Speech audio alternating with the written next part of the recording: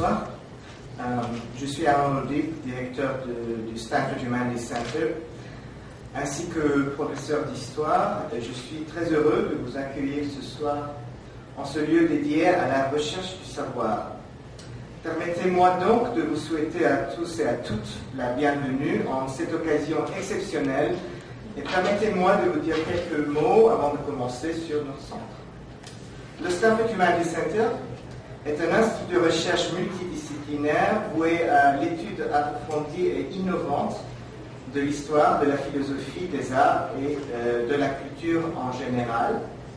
Nous accueillons et sponsorisons le séjour de nombreux chercheurs et chercheuses qui sont en résidence pour une année académique dans nos locaux, ainsi que des ateliers de recherche et des conférences ouvertes au public comme celle de ce soir. Le centre est un acteur majeur de la vibrante communauté intellectuelle de Stanford et contribue pleinement à sa réputation de vivier intellectuel de premier rang national et international.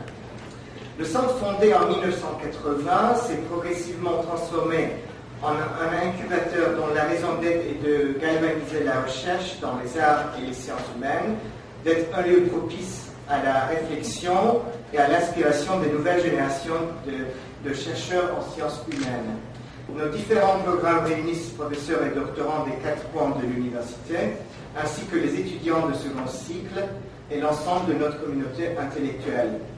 Ils offrent à chacun la possibilité de prendre une part active aux conversations stimulantes et sans cesse renouvelées autour de cette question entêtante, énigmatique et passionnante: qu'est-ce être humain? Des brochures de présentation du centre se trouvent dans le foyer, placées à côté de marque-page Rousseau du Humanities Center, ou estampillé HC.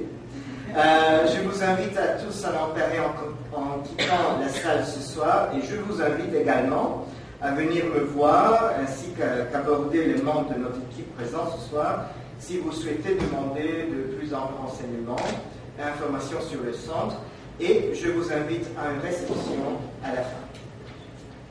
Il est temps maintenant de céder la place à mon collègue Robert Harrison, directeur du département de littérature française et italienne de Stanford, à qui incombe le privilège d'introduire Michel Serres.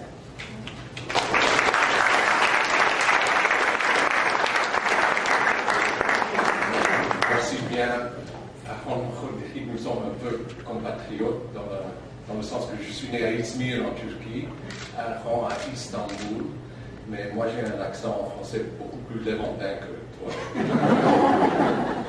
Donc, moi j'ai l'accent du Midi.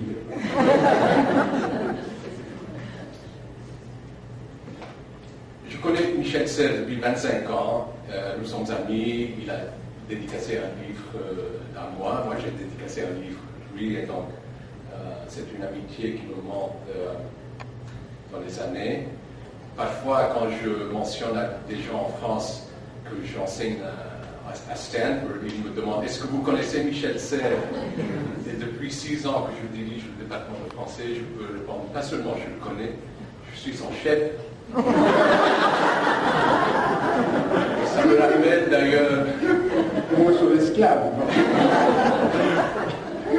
Et effectivement, ça me rappelle un prédécesseur de Aaron, le directeur du Humanities Center. Je crois que c'était le premier, Ian Watt. Peut-être je me trompe. C'était le premier, je crois. Et il était prisonnier dans la Deuxième Guerre mondiale. Et ils avaient pas mal de tabac, mais ils avaient fini le papier pour rouler des cigarettes. Ce qui restait, c'était une édition de la Divine Comédie. Et un jour, je l'ai entendu citer des vers du Paradis de Dante. Et j'ai dit: mais Ian, you know Dante? Il a dit: know him, I have smoked him. Dans le sens, parce qu'il prenait des papiers, il prenait par cœur les vers de la Divine Comédie, et puis enfin il roulait des cigarettes et les fumait. Dans ce sens-là, je connais Michel Serres. Je n'ai pas fumé, mais je connais quand même quelques détails que peut-être vous qui le connaissez comme le grand philosophe et académicien, vous ne connaissez pas. Il a 1,80 m. Il pèse 80 kilos. Ça dépend de la saison. Oui. Il aime beaucoup le chocolat. Le chocolat noir. Il semble qu'il est très bon pianiste. Je n'ai pas eu l'occasion de confirmer, mais je le prends à la lettre, puisque c'est écrit. En Turquie, on disait cassette à Yassou. Le journal l'a écrit. Enfin, dans un esprit plus académique, Michel Serres est le troubadour du savoir, philosophe aux voix multiples, essayiste à la croisée des sciences dures et des sciences douces, marin et inlassable apporteur de la planète, enseignant sans frontières, témoin lucide des convulsions du XXe et du XXIe siècle, professeur à Stanford depuis 1984. Michel Serres livrait cet autoportrait dans son discours de réception à l'Académie française en 1992. Je cite, solitaire, détaché des affaires publiques, provincial jusqu'à la lucidité, marginal dans les institutions assez inconfortables. Michel.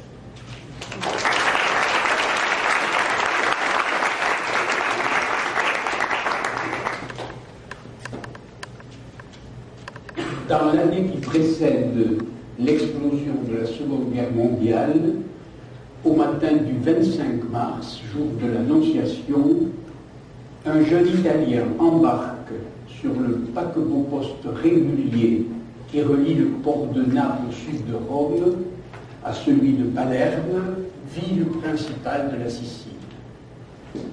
Son nom figure sur la liste des passagers. L'enquête de police a établi, d'après des témoins directs, qu'il a bien pris place dans sa cabine. À peine adulte, 31 ans, 1m70, cheveux noirs, signe particulier, une profonde cicatrice au dos de la main gauche, ce passager vient de faire d'importantes et décisives découvertes en physique nucléaire sur les interactions fortes. Estimé, admiré, jalousé aussi de ses pairs, Fermi ou Heisenberg, il sort des grands laboratoires d'Italie et d'Allemagne. Devinant les grands savants de l'avenir, ses pairs viennent de les lire, professeur à la faculté de Naples, où il a pris son poste et déjà enseigné quelques mois. Au milieu de l'année universitaire, nul ne sait pourquoi, il appareille pour la Sicile, le voici sur le bateau. Né à Catane, au pied de l'Etna, le 5 août 1906, il disparaît à partir du 26 mars 1938. Nul jamais ne retrouva sa trace. Si en ce temps-là, l'Italie fasciste, l'Allemagne nazie et les pays démocratiques, soit les futurs belligérants, s'attendent à la déflagration de la guerre mondiale, seuls quelques rarissimes spécialistes préparent ou prévoient l'explosion de l'énergie atomique issue précisément des forces de l'interaction. Ettore Majorana, voilà le nom du jeune homme, fait partie de ces rarissimes spécialistes. Il a écrit « La physique, j'en suis certain, est désormais sur le mauvais chemin ». Majorana embarque donc ce jour-là et disparaît. Qu'est-il devenu? Personne à ce jour n'a éclairci ce mystère. Suicide, enlèvement, assassinat. On retrouve toujours les cadavres, seuls les vivants trouvent les moyens de disparaître. Voilà un vieil adage de police. De sa main, rageur, Mussolini soi-même a écrit à l'encre rouge sur le dossier qui le concerne « Je veux qu'on le retrouve ». En Sicile, ailleurs, où, pourquoi? Nul ne le saura jamais. La première solution, celle du suicide, une lettre au professeur Carelli, son directeur au laboratoire de Naples, semble d'abord l'établir. Avant de prendre le paquebot, Majorana, en effet, lui a écrit la lettre suivante, je cite. J'ai pris une décision inéluctable. Il n'y a pas en elle la moindre trace d'égoïsme, mais je me rends compte des amis que ma disparition soudaine pourrait causer aux étudiants comme à toi. De tous, je conserve d'affectueux souvenirs, au moins jusqu'à 11h ce soir, si possible. Conclusion énigmatique. De même, un billet rédigé à sa famille lui demande de porter, selon l'usage sicilien, le deuil 3 jours. Pas plus. Le voilà en mer, arpentant les coursives, sans jeu. Mieux que le talent, ses collègues lui reconnaissaient cette intuition globale qui n'appartient qu'à quelques savants cités de propre partiel. Lorsqu'il obtenait un résultat considérable, il s'en ouvrait à ses égaux, Heisenberg ou Fermi. Il leur donnait même ce résultat et il froissait le papier sur lequel il l'avait consigné. Ainsi, combien de fois avait-il laissé publier par les autres les résultats qu'il avait lui-même obtenus? Silencieux, renfermé, il montrait une vergogne sans équivalent, même chez les grands savants. On aurait dit que la physique se disputait en lui sans sortir de sa poitrine tacite. Avait-il deviné les forces verrouillées au sein des éléments? Comme les Siciliens voient l'Etna parfois vomir ses laves mauves, ou du moins tacher l'horizon de lueur, voyait-il le feu se lever des forces d'interaction? Son silence cachait-il des secrets qu'il voulait garder, ou une peur originelle issue des racines du savoir?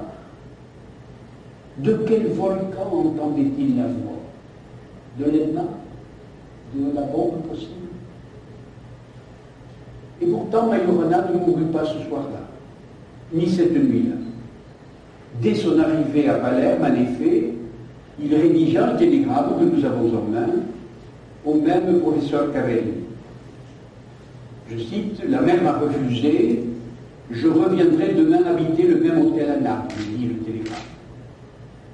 A-t-il donc réembarqué de Sicile le soir même, vers l'Italie, au soir du 26 mars, date exacte du télégramme? Si oui, le jeune homme a dû débarquer à l'aube le lendemain matin, autour de 5h45.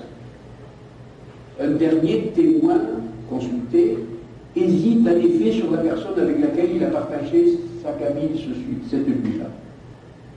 Après ces paroles, après ce témoignage, plus rien. Je l'ai longtemps cru vivant, solitaire, âgé d'une petite soixantaine, lorsqu'il devint l'une des plus hautes figures de ma jeunesse. Trappiste, chartreux peut-être, retiré anonyme en silence dans une cellule de quelques monastères en Sicile ou au sud de l'Italie. Écoutait-il de là la voix de l'Etna, ou les tonnerres des volcans issus de nos propres mains par une science qu'il refusa et qui transformèrent le temps de notre histoire et l'espace du globe? Gît-il aujourd'hui sous quelques pierres sans inscription dans le jardin derrière la chapelle de quelques monastères? Chacune des hypothèses produites pour expliquer sa disparition engendre un récit différent. Roman d'espionnage, si une grande puissance enleva le savant, mais nous le saurions depuis la chute du rideau de fer ou la levée des secrets des chancelleries. Roman policier, si des intérêts cachés le firent assassiner. Récit aussi de psychologie aussi bien, car un procès récent, très émouvant, l'impliqua, lui et sa famille, dans un drame où un petit enfant mourut brûlé vif dans son berceau, encore par le feu, mais dont le dénouement disculpa ses proches et lui-même. Ou bien, sans plus de parole, il est mort, paix à ses cendres. Paix, voilà le mot. Ce qui se préparait dans les laboratoires au cours des années qui précèdent la guerre, nous le sûmes 7 années plus tard, à août 1945. Il ne s'agit plus alors ni d'un récit, ni d'un roman, ni de la vie de tel homme fut-il génial, mais de l'histoire même du monde et de l'humanité, de l'un des moments où se noie une alliance extraordinaire entre la raison et la mort. Péché originel de la physique nucléaire, l'éclair d'Hiroshima marque un point dans le temps de l'histoire, d'où certaines suites jusqu'à ce jour demeurent imprévisibles et peuvent se déduire. Notre histoire depuis s'enveloppe dans cette explosion comme une onde entretenue. Quant à moi, je vis et je pense comme enfant de la guerre, et comme héritier d'Hiroshima. Je n'ai pas de honte à dire que j'ai fait de la philosophie dans ma vie à cause précisément de la bombe d'Hiroshima. Comment les lumières entretenues par la raison s'accompagnent-elles parfois de tels aveuglements? Mieux nous savons, plus nous pouvons. Comment passer de ces possibilités à la réalité sans exigence éthique, sans poser une fois le problème du mal? Quelle responsabilité portèrent naguère les savants impliqués dans le Manhattan Project? Et laquelle portons-nous maintenant et pour la suite des temps? Paix donc aux cendres de celui dont la légende dit qu'il avait pressenti le conflit terrible de la science et de la bombe. Un papier signé de ses amis le traitait de prophète. Dans le fouillis des équations et la complexité des calculs, avait-il deviné les suites et l'enchaînement des choses et le déchaînement de l'énergie atomique? Les experts aujourd'hui ne sont pas tous du même avis. Impossible, disent les uns, de prévoir des bombes en 1938. D'autres, au contraire, l'avaient annoncé dès 1921, puisque un physicien de ses amis avait déjà dit 10 ans avant lui: nous vivons sur une île de fulmi-coton. Ce vieil explosif nous paraît aujourd'hui léger comme un jouet d'enfant. Mais à supposer que nous soyons à la place d'Ettore Majorana, à supposer que nous l'ayons prévu, nous en 1938, qu'aurions-nous fait, nous? On n'arrête pas la recherche comme ça. On n'arrête pas la science comme cela. On n'arrête pas non plus la nécessité de gagner une guerre pour un point juste. On n'arrête pas la concurrence acharnée. On n'arrête pas la passion des grands et des petits cerveaux pour arriver le premier, pour trouver avant l'autre. Quelle différence vraiment peut-on établir entre les grandes vedettes scientifiques du Manhattan Project, glorieuses et coquettes comme des privées donne, voulant aboutir à tout prix avant les physiciens nazis, persuadés que ceux-ci étaient sur la voie de fabriquer la bombe? Quelle différence établir entre eux et n'importe lequel d'entre nous, cherchant à gagner de vitesse les autres pour obtenir quelques médailles médiocres? Arrête-t-on la compétition? Arrête-t-on la compulsion de vaincre, même dans les luttes pacifiques? Ne font-elles pas oublier les enjeux réels? Dans notre culture, la compétition l'emporte sur l'ordre du monde. Gagner, arriver le premier, devenir le plus fort, déchaîner l'énergie maximale. On n'arrête pas ce progrès-là, on n'arrête pas cette progression, ce processus. Et un beau jour, cette course vers le sommet est devenue l'escalade atomique. Alors, elle fit couler un fleuve de sang et de larmes. On n'arrête pas ce volcan, ça coulait de lave et ça coulait de sang.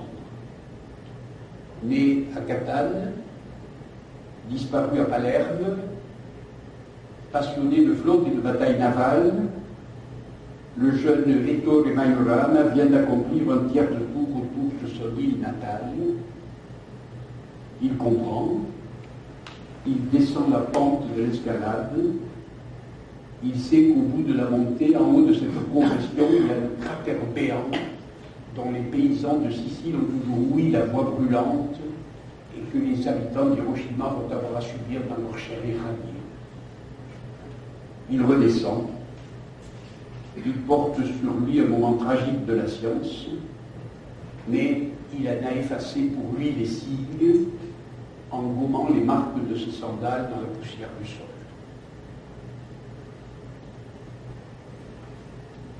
Chercher encore ce soir des traces anciennes et reconstituer des événements, voilà une vieille enquête policière à laquelle je me suis livré dans ma jeunesse, sans plus d'intérêt désormais.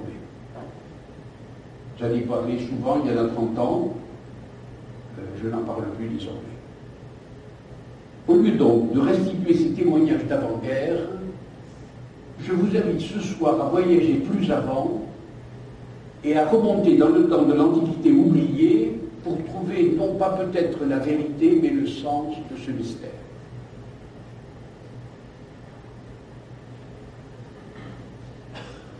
Les anciens appelaient parfois l'île de Sicile Trinacria, triangle ou tricorne. 3 caves, 3 promontoires, 3 pointes dressées sous la botte italienne. Celle de Trapani, à l'ouest, accueille aujourd'hui, à Erice, au sommet de la falaise, l'institut de physique qui porte le nom précisément des Torre Maiorane. Dans le creux de la pointe est, s'élève jusqu'à 3000 mètres le volcan de l'Etna, toujours en activité et qui menace de ses laves les populations et les villes alentours.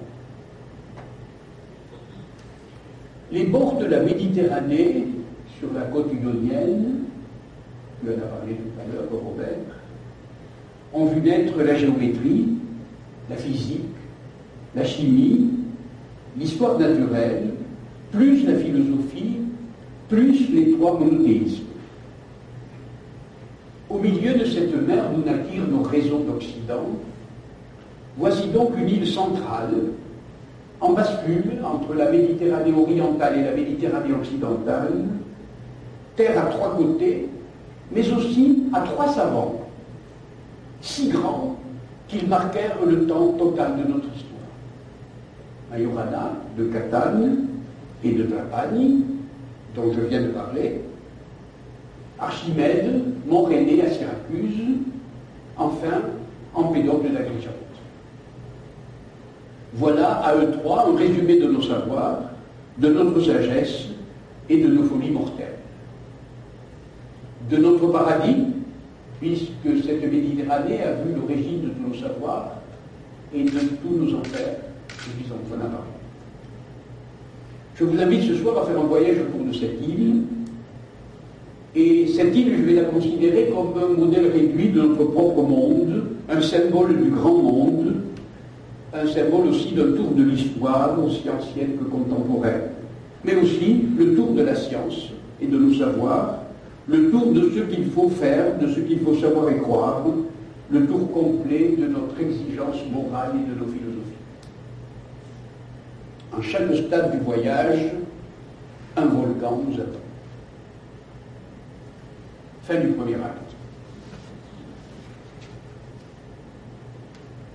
Deuxième acte. Blaise Pascal nomme Archimède le prince des génies, savoir le plus grand savant dans l'ordre de l'esprit, et il le compare, Archimède, à Jésus-Christ lui-même, qui lui serait premier dans l'ordre de la charité. La période moderne des sciences commença en effet en recueillant son héritage, l'héritage d'Archimède. Nous pensons encore comme ses enfants. Les inventions de ce savant lui valent tout honneur et toute gloire. Voilà, il est le premier, le prince des savants, c'est-à-dire le premier. Je le montre. En arithmétique, il comprit les nombres comme personne avant lui.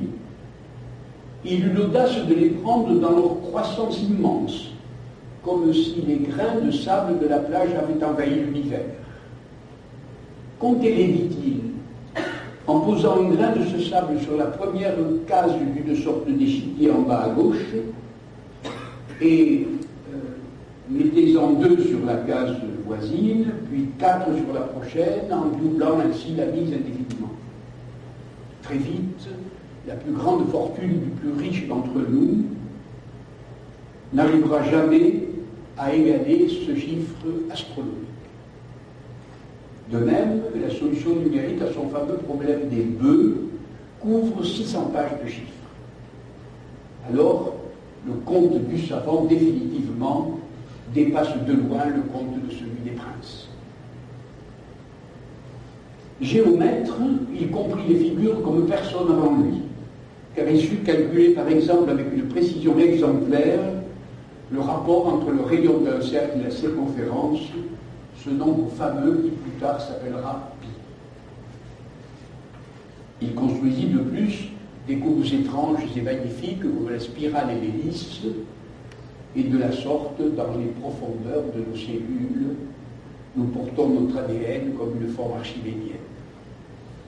Enfin, il mesura la parabole en utilisant les proportions et le levier, machine qui permet aux plus faibles et aux plus petits de résister aux grandes forces et de soulever des poids énormes.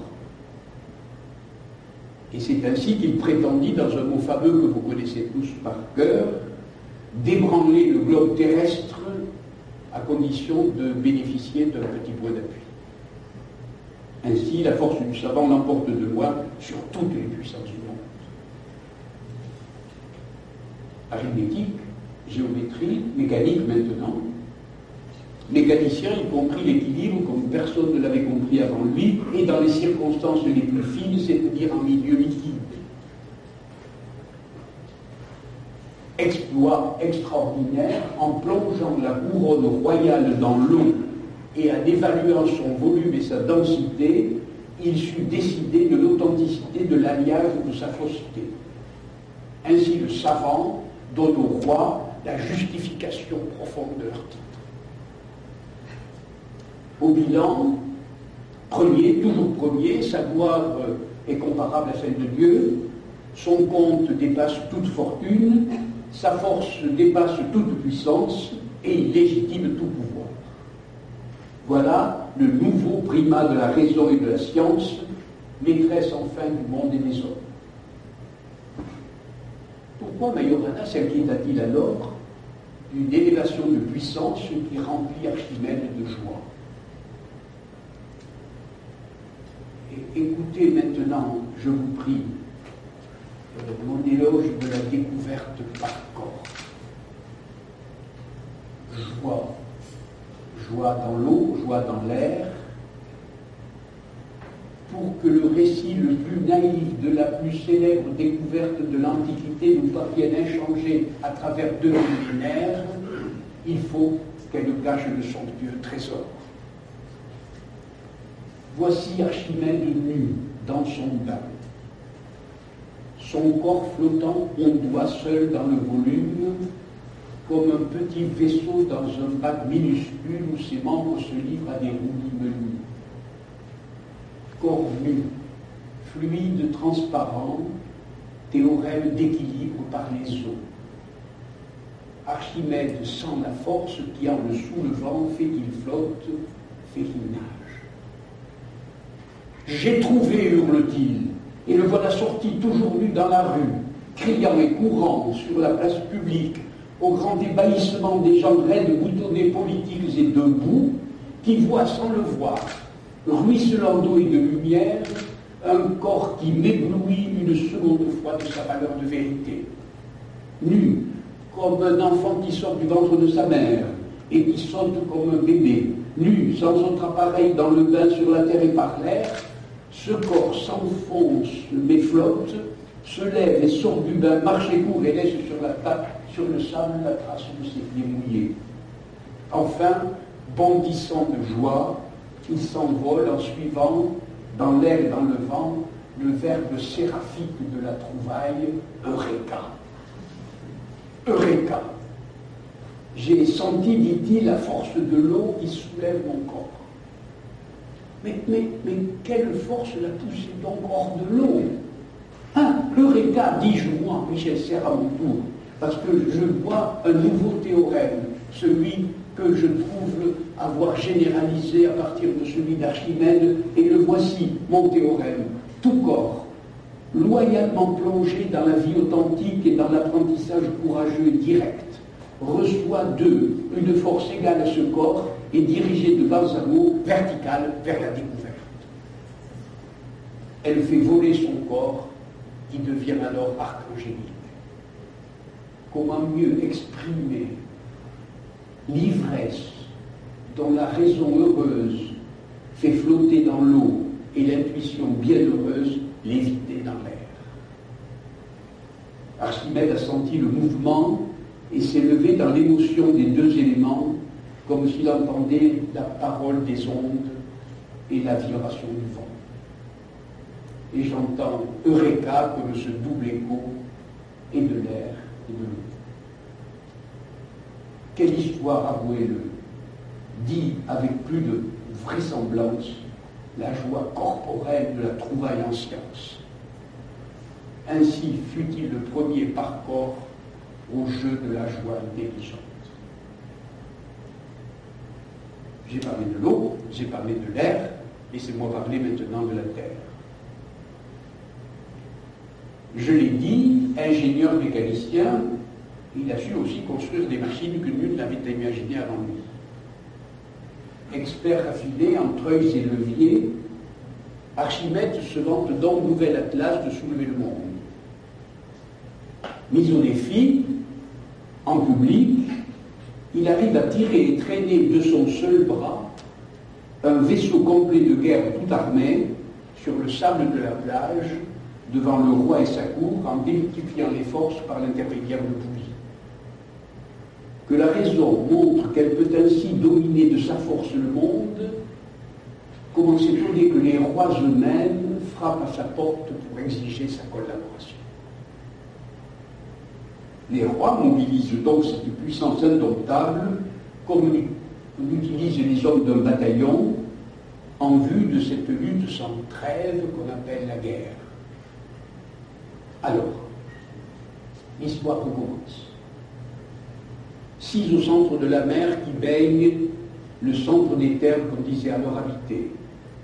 La Sicile, riche et prospère, fait l'objet de convoitises et de conflits.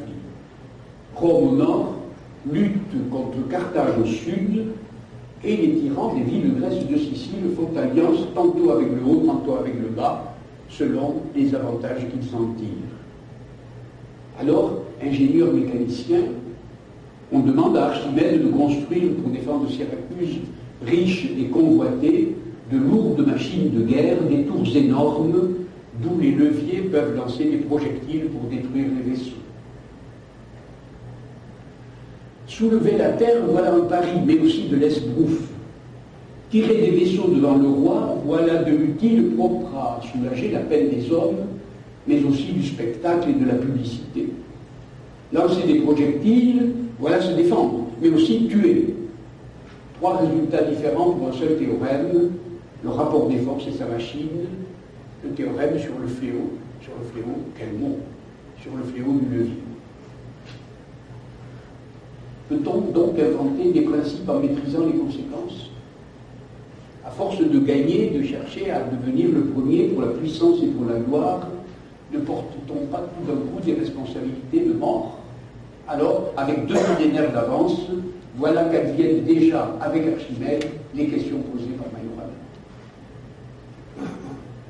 J'ai parlé du feu, j'ai parlé de l'air, j'ai parlé de la terre, j'ai parlé de l'eau. Laissez-moi pour finir parler du feu. Feu. Feu pour finir. En concentrant les rayons du soleil au moyen de miroirs courbés, Archimède, dit-on, embrasa à distance les vaisseaux sur la rade. Devant les flottes de Rome, il dressa, dit-on, de gigantesques miroirs ardents en forme de ces paraboles qu'il connaît si bien, dont les foyers se placèrent, nous ne savons pas comment, dans les voiles et les coques qui soudaient près du feu. Au milieu de la rade ouverte de Syracuse, un nouvel Etna entre alors en éruption. Feu dans l'eau et brûle les vaisseaux de Métellus, général ennemi. Victoire, disent les livres d'histoire. Victoire. Victoire. Brûle comme des torches et hurle sur les ponts les matelots. Brûle les voiles autour des mâts, crépitant, et les lave sur les coteaux.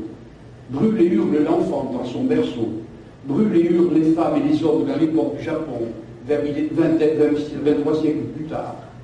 2 semblables flammes se propagent dans la traînée de feu et de larmes que nous appelons l'histoire. Continuerez-vous à appeler cela des victoires? Mais comment la lumière qui brille au milieu des miroirs, où les femmes admirent leur beauté et soignent leur élégance, comment la lumière qui brille dans ces miroirs qu'elle produit s'éblouchit.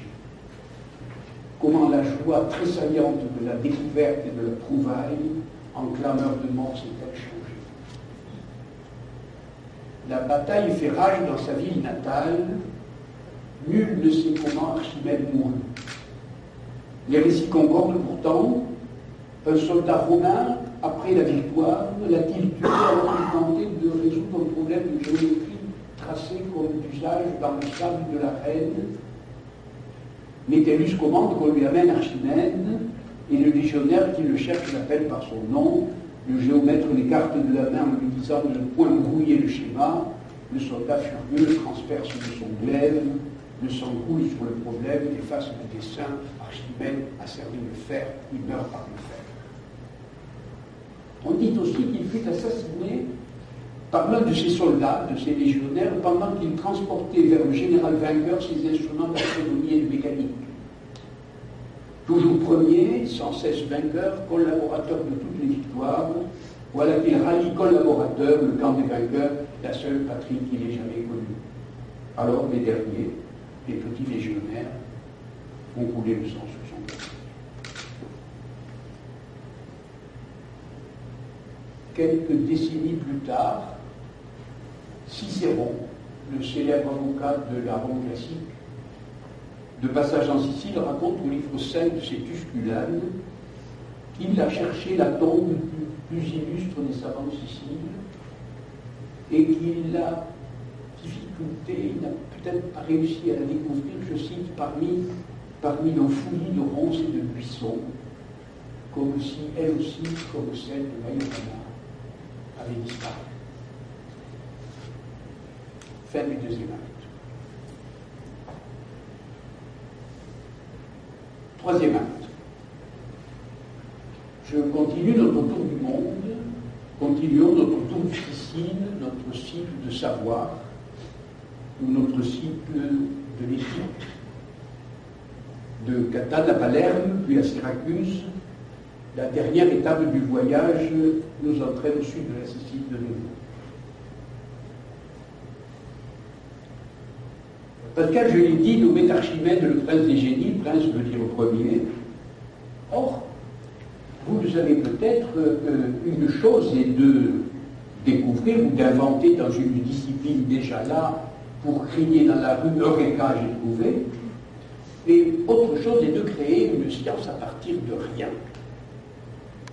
Or, un homme extrême de nos connaissances, vécu en Sicile, l'un de ces immenses inaugurateurs.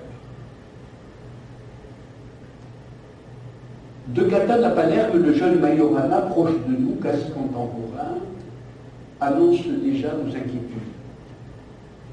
Archimède à Syracuse vit et meurt de loi martiale de la raison maîtresse. Mais Empédocle, l'agrégente, signe l'origine et commence la légende.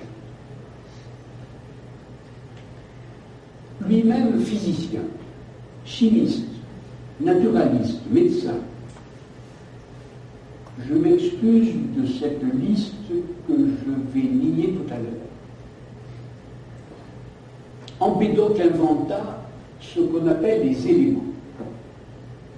Des éléments dont je viens de parler à propos d'Archimède. Et ces éléments, le feu, l'air, la terre et l'eau, inventés par Empédocle, Empédocle les appelle les racines des choses, leur ensemencement. Tout vient, dit-il, des quatre éléments, de l'eau, de la terre, du feu et de l'air, et tout y revient, répète-t-il, après augmentation, décroissement, échange et retour à l'équilibre. Comme la somme des quatre premiers nombres égale 10, faites le compte, et que pour les pythagoriciens dont il était, le chiffre 10 signifie l'univers, ainsi, dit-il, à partir de l'unité, les quatre éléments font le monde. Voyez là, dans cette phrase, probablement l'une des toutes premières lois très archaïques de la physique. Mais comment font-ils pour construire le monde, ces éléments-là? Et c'est là qu'Empédocle découvre la loi souveraine qui annie les éléments. Voilà les éléments du monde, les 4, air, eau, terre et feu. Mais voici maintenant les principes qui les régissent et qui construisent le monde. L'amour et la haine. Empédocle définit l'amour et la haine de manière telle que je voudrais m'arrêter un moment pour finir là-dessus. Ne croyez pas que lorsque Empédocle parlait d'amour et de haine, il les concevait comme les émotions que nous ressentons dans notre ventre, hommes ou femmes, mais il les concevait au contraire comme des énergies, comme des puissances objectives, libres et mobiles, qui dominent les choses du monde, comme nous dirions aujourd'hui des attractions et des répulsions.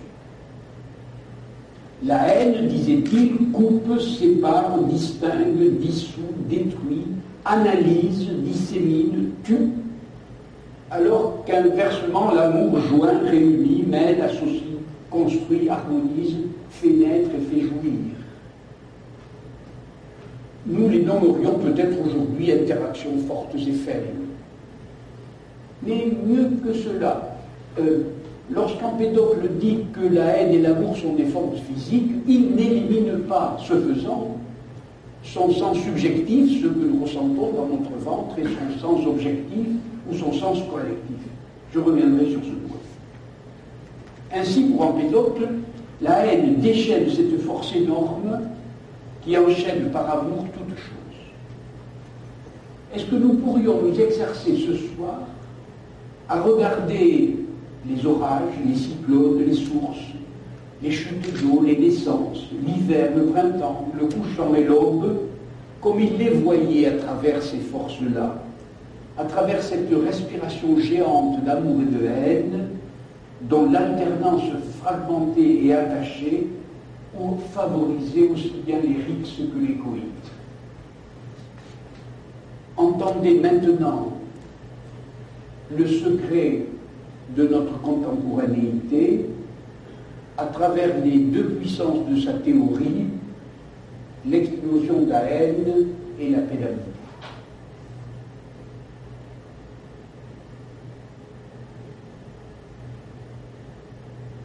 L'eau qui refusa Majorana lorsqu'il prit le poste régulier entre Naples et Palerme, l'eau où Archimède se baigna et d'où il sortit pour crier Eureka, devient pour Empédocle un principe. De même, le feu qui embrasa Hiroshima, ou qu'Archimède lança sur les bateaux de guerre romains, ou que l'Etna verse dans l'île de Sicile, voici de nouveau un principe, mais l'air aussi. Alors, un vent pestilentiel, lourd, souffla un jour des montagnes sur Agrigente, en tuant les hommes et stérilisant les femmes. On appela Empédocle le maître des éléments. Il colmata l'école, dit-on, il fit cesser ses souffles, et tout à coup les hommes et les femmes d'Agrigente furent guéris. Encore, l'une de ces épidémies dont les ravages décimèrent si souvent pendant des siècles nos ancêtres, la peste maintenant se déclare à Sélinonte. Les gens de cette ville voisine de Sicile appellent au secours celui qui précisément maîtrise ces forces du monde. Empédocle observe alors que les sources et les marigots alentours sont pleines de pestilence et que les Sélinontains meurent de ces eaux mortes. Il commande des travaux de génie civil qui, en asséchant les marais, réapproprient les réservoirs. Quelque temps après, la peste fait trêve. À l'enthousiaste soulagement des Sélinontains. Et donc alors, tous Sélinontes convient à un banquet de fêtes monstrueux, religieux, civil et gastronomique, le maître premier qui les a guéris, le maître des éléments, de l'air, du feu, de la terre et de l'eau. Les réjouissances durent longtemps, car rien ne réjouit le cœur des hommes que d'échapper à la mort vue de près chez les proches. Les Sédinontains ont dû s'enivrer sans doute au cours de ce festin, car ils n'ont pas vu Empédocle disparaître. Et Empédocle disparut comme Archimède et Maïoran. Et nul jamais ne le retrouva comme Maïoran. Certains dirent qu'il vécut et mourut par la suite dans le Péloponnèse, mais nul jamais ne l'y rencontra. D'autres même ont prétendu qu'ils le virent en gloire monter vers le ciel, devenu Dieu. On leur répondit qu'il veuille bien cesser de voir. L'obscurité de sa mort entra donc dans la légende, semblable exactement à celle qui saisit plus tard Majorana, notre frère en savoir moderne, et Archimède, notre père, dans les ambitions de la raison. La version la plus véridique de sa disparition dit qu'il fit un voyage final qui fut la fin de sa passion. Il traversa l'île à partir du banquet d'Odéacélinonte jusqu'au pied de l'Etna. Longue marche, traverse la Sicile en diagonale. Et par pitié, vous le savez peut-être, Empédocle d'Agrigente se chaussait de bronze pour se retrancher ainsi des souillures de la terre. Signe d'immortalité, cet alliage impérissable séparait le corps hautain de la boue déchue. Comment traversa-t-il cette distance longue sans que jamais l'on ne reconnût? Chemina-t-il de nuit? Se cacha-t-il au milieu de l'île, au lieu dit le nombril, où Perséphone, dit-on, enlevée, entra dans les enfers? On dirait déjà que son voyage ne se passe plus sur terre, comme s'il avait franchi, lui aussi, une limite infinie. Empédocle médite. Pour guérir de la peste les femmes, les enfants et les hommes, j'ai vaincu par amour la haine des eaux empestées, celle des vents pestilentiels, de la terre imbibée, des sols desséchés. Mais qu'en est-il de la haine portée par le feu, dont la menace plane sur l'île et pas seulement sur l'une de ses villes? Quelle est la haine portée par le feu de l'Etna? Quelle est la haine portée par le feu d'Archimède? Quelle est la haine portée par les bombes prévues par Majorana? Empédocle, je le répète, et je voudrais insister pour que vous le compreniez vraiment comme je ne l'ai peut-être jamais compris. Empédocle ne parle pas d'amour et de haine comme de petits sentiments individuels. Il pense réellement comme ceux qui, avant nos fragmentations scientifiques et nos partages disciplinaires, ignoraient ces séparations. Par faiblesse, par inquiétude, pour être efficace, pour faire sérieux, nous ne savons, nous ne pouvons plus parler qu'en physicien, ou en politique, ou en historien, ou en croyant, ou par équation, ou par poème, ou en savant, ou en amoureux, mais jamais ensemble. Aucun de ces discours ne veut rencontrer l'autre. Aucun de ces mots ne peut reconnaître l'autre. Nous parlons en phrases disjointes sans doute par cette haine ancienne, pour un monde éclaté en des vies morcelées. Nous sommes tout le temps en colloque, et nous ne parlons qu'en discours disloqués. Nous parlons cognitif, nous parlons subjectif, nous parlons objectif, nous parlons collectif, nous ne parlons jamais ensemble. Nous ne parlons jamais une langue unitaire, nous ne parlons jamais une langue unifiée. Empédocle parlait cette langue unifiée. Or, c'est de cette langue unifiée peut-être que nous avons besoin aujourd'hui pour comprendre notre monde. Et donc, écoutez, lorsque Empédocle d'Agrigente parle d'amour et de haine, il entend d'un seul coup la physique et la société, le corps vivant et le monde alentour, le mythe et le savoir, la musique et l'exactitude, l'émotion pathétique et la rigueur qui ne tremble pas, ma douce amie et la dureté des choses. Je voudrais parler comme Empédocle, à la dimension du monde dont nous sommes les autres. Alors on raconte qu'Archimède monta sur l'Etna et il se dirigea vers le cratère. Et arrivé au cratère, inspiré par un mouvement soudain, il se jeta dans le cratère. Qu'allait-il faire dans le cratère? Qu'allait-il chercher là? Et le mythe raconte que le lendemain, une éruption soudaine n'a pas recraché Empédocle, mais seulement ses sandales de bronze. Et du coup, sur le cratère, nous avons des sandales, nous avons des traces de pas, comme si les traces de pas d'Empédocle étaient encore là, puisque le bronze est inaltérable. Et par conséquent, nous savons où aller, où nous devons aller et d'où nous venons. Et par conséquent, je le répète, je crois que ces sandales marquent la trace des pas et indiquent d'où nous venons et où il faut aller. Et il faut aller vers ce monde-là qui parle par la voix profonde du volcan, cette voix du monde. Mais nous ne savons pas en parler parce que nous parlons de façon disloquée. Et je crois que nous sommes les titulaires de la haine analytique. Et que nous parlons par la haine analytique. Et que toute la question est de retrouver, par le souvenir d'Empédocle, cette voix unifiée qui parlerait soudain d'un coup le collectif, le subjectif, l'objectif et le cognitif. Et tout d'un coup, est-ce que nous pourrions parler cette voix unitaire-là? Hélas, j'ai cherché toute ma vie à accéder à cette langue-là, souvent en vain, et aujourd'hui, ma conférence était essayer précisément de parler à devant cette langue-là. Merci.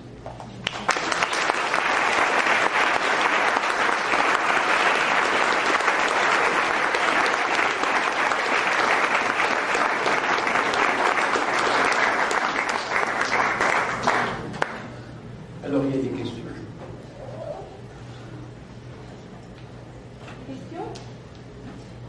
La première est la plus difficile.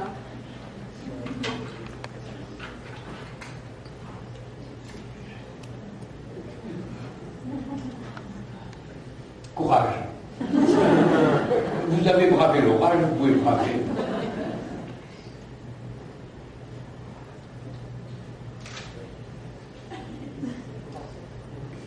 Le premier qui se jette à l'eau avec la chute. Voilà. Dan, je te félicite, tu es très courageux. Tu connais probablement les trois versions de la pièce de Hölderlin sur la mare à Empédocle. Oui, il y en a beaucoup, oui. Et chez Hölderlin, si je me souviens bien, il décrit la mare d'Empédocle comme étant le résultat d'une sorte de bannissement. D'un bannissement, parce qu'Empédocle, pris pour un sorcier, devient une figure mise au banc. Je me demande si ce que Hölderlin ne suggère pas là, et que lorsque le scientifique, on admire, ne collabore pas avec la société, ne se fait pas fabriquer de bombes, il ne devient pas tout à coup sorcier, mis à banc. Et donc, est-ce qu'il y a une sortie possible pour le savant? Alors, la question est très intéressante parce qu'elle est très générale, Dan. C'est-à-dire qu'à partir du 6e ou 5e siècle avant Jésus-Christ, tous les savants de l'Antiquité grecque sont passés devant le tribunal. Tous. Le procès de Socrate n'est pas le premier, puisque dans l'apologie de Socrate, tu sais, quand il fait son apologie, il cite un autre physicien qui lui-même a été mis en procès.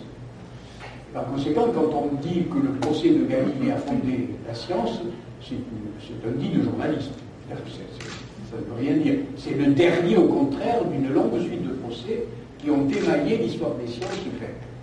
Alors, pourquoi étaient-ils en procès? Et pourquoi sont-ils devenus des exclus, comme tu le dis? Pour une raison très simple. C'est à cause de Jean-Paul Sartre. Tu sais que Jean-Paul Sartre a dit qu'il fallait s'engager, avoir l'engagement politique. Mais il ne disait là que ce que disaient les Grecs. C'est-à-dire que dès lors que quelqu'un s'occupait des astres, que quelqu'un s'occupait de la chute des corps, que quelqu'un s'occupait du monde, alors il était accusé de ne pas s'occuper des affaires de la cité. Tu ne t'engages pas, tu n'es pas engagé. Et comme il ne s'occupait pas des affaires de la cité, alors il était condamné. Alors on peut penser, et je crois que là, lorsque Hölderlin parle de la passion d'Empédocle, d'abord d'Empédocle comme d'un exclu, c'est simplement un dit historien des sciences, tout simplement. Hein. C'est-à-dire, tous les savants sont passés par là. J'ai préféré ne pas donner cette version pour une raison très simple, c'est que je voulais revenir par-delà toutes les histoires Majorana, Archimède, etc., à un état de la science qu'aujourd'hui nous devons observer. C'est-à-dire, je veux dire par là qu'aujourd'hui nous sommes dans une situation où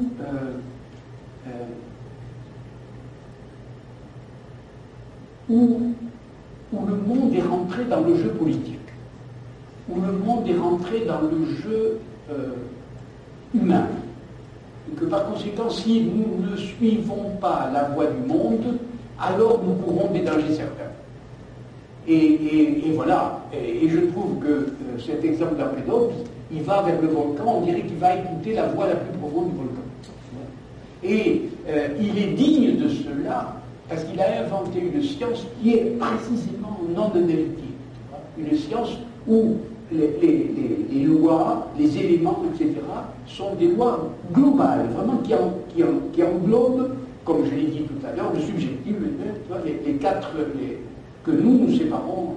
Et je crois que c'est intéressant de prendre conscience, nous universitaires, que c'est une haine fondamentale de la raison qui nous dirige vers la distinction et l'analyse. C'est ça que dit Empédocle. Et donc, ma conférence était l'archéologie de la haine rationnelle. C'est-à-dire, la découverte par Majorana du problème atomique remonte chez Archimède à la catastrophe de ces guerres et remonte chez Empédocle à la haine primitive. J'ai fait une sorte de remontée vers cette haine-là dont nous n'avons pas conscience, et qui rôde dans notre raison. Ce n'est pas par des applications du hasard que la raison, tout d'un coup, produit de telles catastrophes. Ça doit être intérieur à elle-même. Et c'est ça probablement que le voyage que j'ai essayé de décrire fait voir.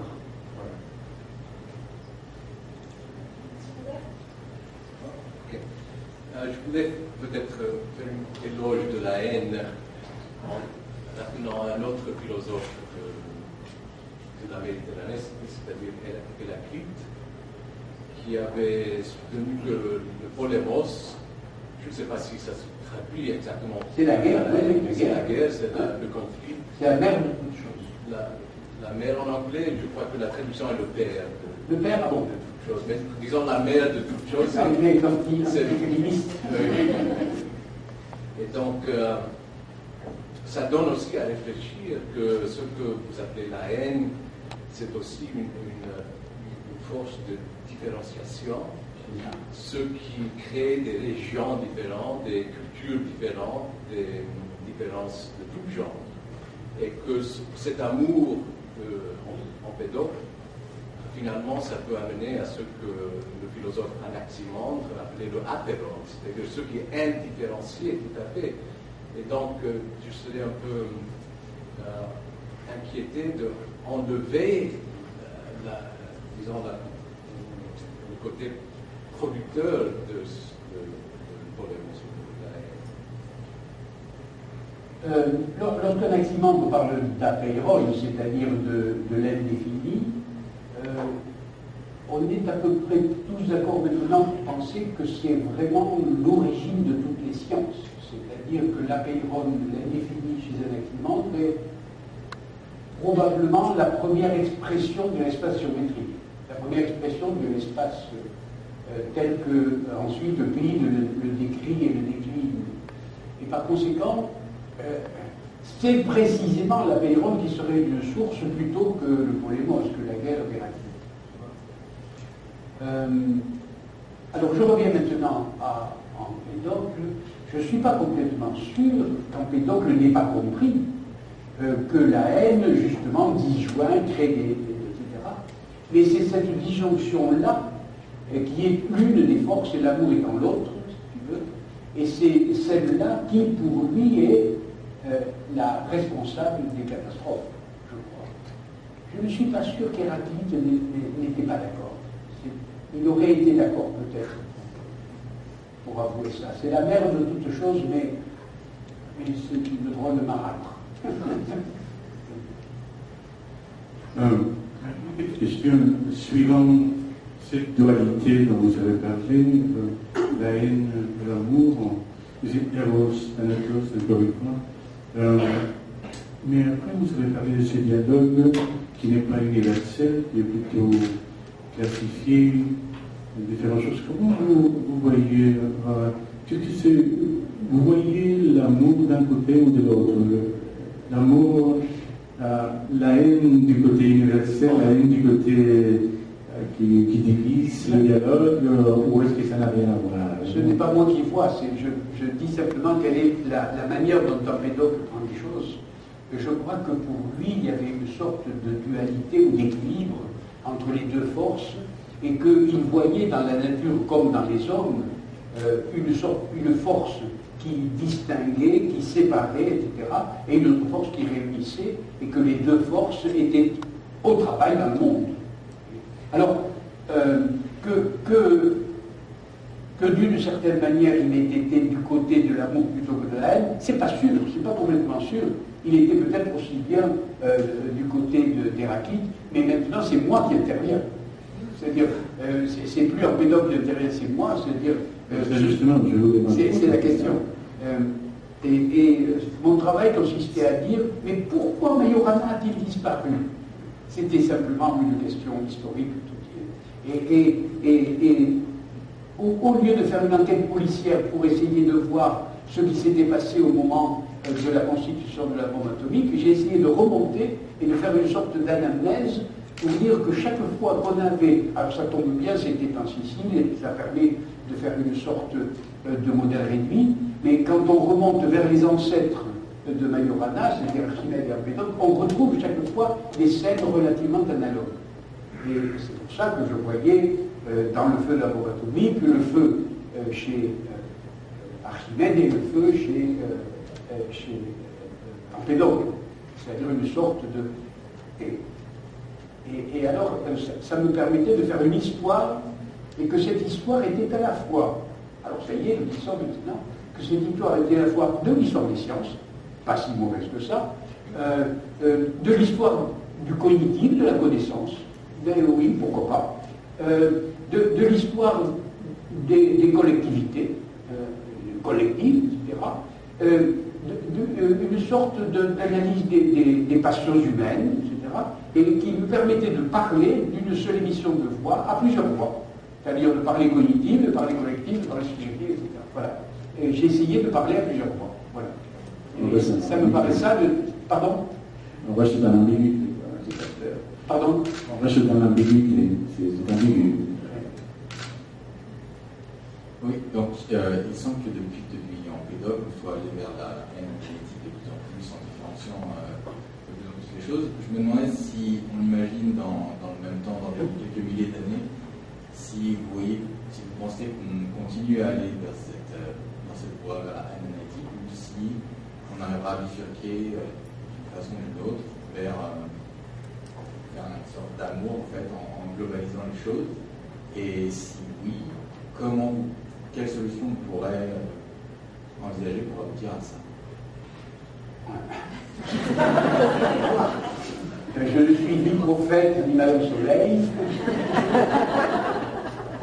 Mais c'est un défi que vous me portez, et j'aime bien les défis et les challenges.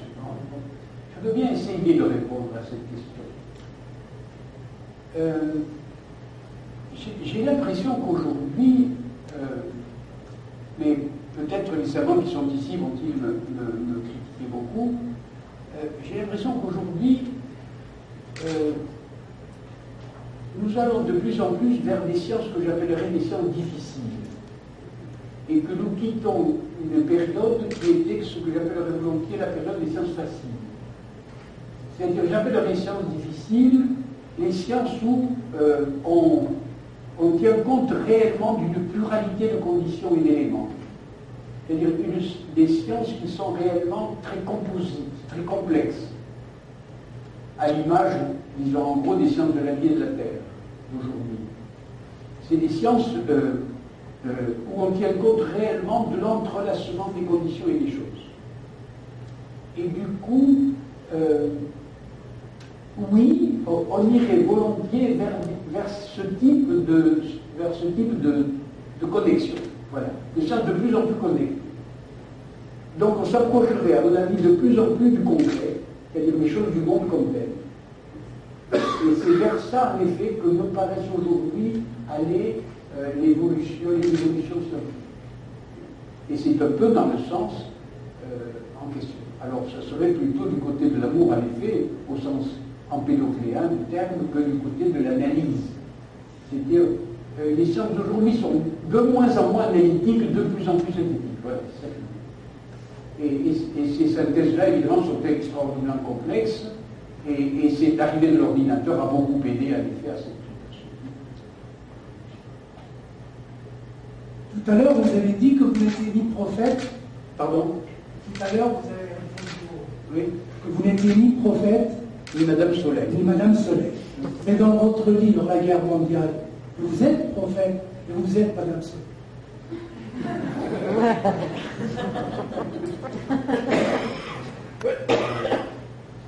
Peut-être. Donc,